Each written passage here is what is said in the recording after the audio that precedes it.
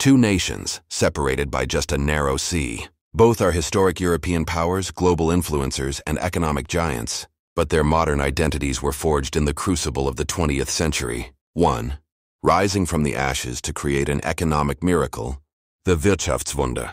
The other, transitioning from a global empire to a nimble center of global finance. This is the story of their economies. And if you look under the surface, their economic philosophies, their very DNA, are fundamentally different.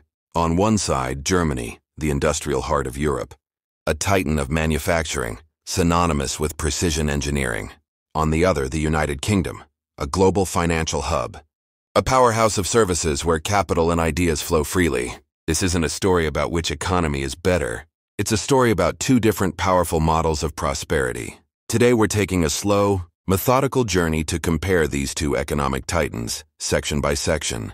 Welcome to our deep dive. Let's start with the headline numbers. By gross domestic product, Germany is the undisputed heavyweight champion of the Eurozone. As of 2025, its economy is a colossal engine of production, sitting comfortably among the top 4 in the world. This size gives it immense influence, often described as the economic anchor of the entire European Union. The United Kingdom is also a formidable global player, a permanent member of the G7, consistently ranking as the world's 6th largest economy. Its influence comes not just from size, but from the global importance of its financial center, London.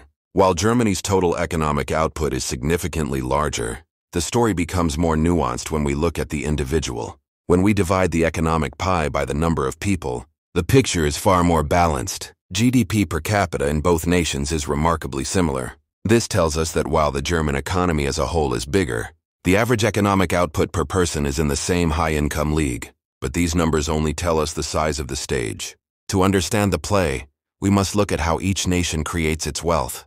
And this is where the two countries truly diverge. The heart of the German economy beats with the rhythm of industry. The phrase "made in Germany" is a global seal of quality for a reason. Manufacturing makes up a huge portion of its economy, far more than most other advanced nations. The backbone of this success isn't just automotive giants like Volkswagen or BMW, it's the Mittelstand, a vast network of thousands of small and medium-sized, often family-owned, businesses. These are the hidden champions, world leaders in highly specialized niche fields, producing everything from tunnel boring machines to high-precision surgical tools.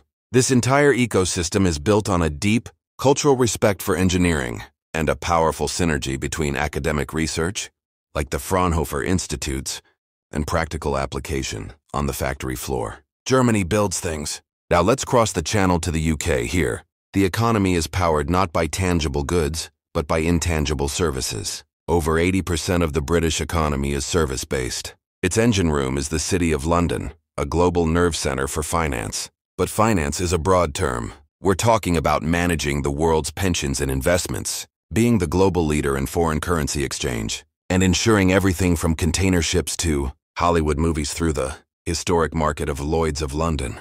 This dominance is built on foundations like the English language, a trusted legal system, and a time zone that conveniently overlaps with trading days in both Asia and America. Beyond finance, the UK is a world leader in other high-value services, including its globally respected creative industries, music, film, and design, and cutting-edge sectors like life sciences.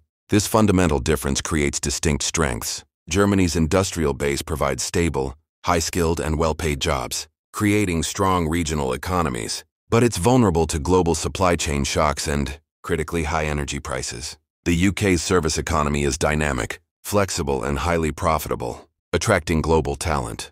But it can be exposed to market volatility and has contributed to a significant economic imbalance between London and other parts of the country. An economy is only as strong as its people. And here again we see different philosophies. Germany is famous for its dual vocational training system. It's a highly respected path where young people split their time between classroom theory and paid, on-the-job apprenticeship.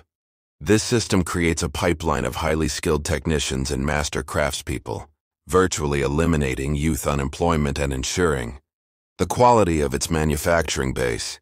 The UK, in contrast, has a more liberal, university-focused model. It boasts some of the world's top universities, producing world-class research and innovation. Its labor market is known for its flexibility, making it easier to start a business or change careers. However, critics point to a persistent skills gap, particularly in technical and vocational trades. While both nations rely on immigration to fill crucial labor shortages, they often seek different skill sets. Germany looking for engineers and technicians, the UK for professionals in finance, tech, and healthcare.